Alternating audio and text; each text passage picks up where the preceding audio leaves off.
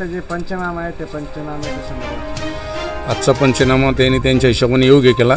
माझी एकच इच्छा आहे त्यांच्या म्हणण्यानुसार किंवा त्यांनी त्याची मोजणी केल्याच्यानंतर मी त्यांना काही हरकत नाही, पण त्यांनी मोजणी करून व्यवस्थित जो खरं आहे हे पाहून न्याय द्यावा अशी माझी त्यांना कळकळीची नम्र विनंती आहे. कारण की त्यांनी स्वतः प्रत्यक्ष पाहिल्याच्यानंतर त्यांच्या लक्षात आलं की मी गट 1 नंबरमध्ये असल्यामुळं गायरान जमीन आहे ही त्यांनी मला मोजणी करून देऊन टाकावं. गाव जमिनीची नसली द्यायची तर सगळं गाव खाली करावं. 70% गाव गायरानामध्ये आहे. कारण की मला ज्यावेळेस खाली करायचं तर पूर्ण गाव खाली करणं लागेल आणि त्यावेळेस मग त्यांनी ज्यावेळेस गायरान 1 नंबरची मोजणी करून देऊन पूर्ण गाव पावा कुठं बसलेलं आहे आणि त्यावेळेस मग मला उठायच्या टायमाला पूर्ण गावाची मोजणी करून द्यावं. सर्वांना बराबरीचा न्याय द्यावा. जे सत्य आहे हेच करावं. खाली येऊन काही करू नये. माझी एवढीच कळकळीची नम्र विनंती आहे. ही गायरान जमीन आहे. यांचा गट नंबर 4 येतो तर आम्ही गट नंबर 1 मध्ये आहेत. हे गायरान जमिनी तर त्यांचं म्हणणं आहे की आमचा गट नंबर इथून निघतो. तर आमचं म्हणणं एवढंच आहे की जर काही यांची जमीन निघत असेल तर यांनी मोजमाप करणे आणि मोजून घेणे. जर त्यांची जमीन निघली तर आम्ही इथून उठून जाऊ. जर नसेल निघत तर शासन जे निर्णय देईल तो आमचं मान्य आहे. जर ही एक तर गायरान जमीन आहे, शासनानं याचा लवकरात लवकर निर्णय लावा. नाही मी महिना झाला, 1 महिना होत आला आहे. यांच्यापासून भीती आहे. यांना आमच्यावर 4-5 केस दाखल केलेले आहेत. त्यानंतर आम्ही संध्याकाळी दूध काढतो, रात्री घेऊन जातो 7-8 वाजता, सकाळी पण घेऊन जातो. वाटा येते तिथं हे करते. आम्हाला यांच्यापासून खूप भीती आहे.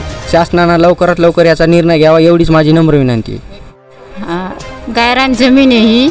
माझे सासरे 50 वर्ष झालं इथं राहते. तर इथं आम्ही म्हशीचा कोठा गिटा केला. 25 वर्ष झालं आम्ही इथं राहतो.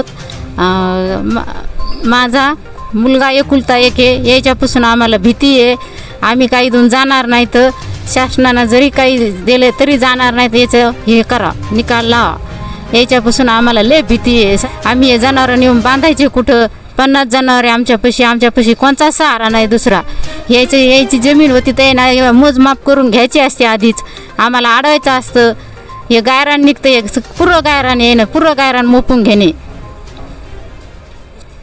आम्हाला जर शासनानं उठिलं तर आम्ही, माझा मुलगा, माझा नवरा, आम्ही तिघं बी आत्महत्या करू इथंच ह्याच जाग्यावर.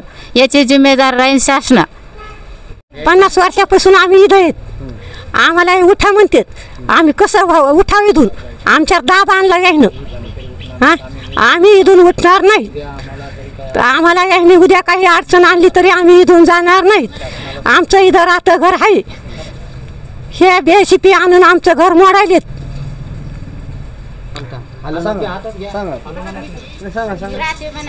आम्ही इथं 50 वर्ष झालं राहतो.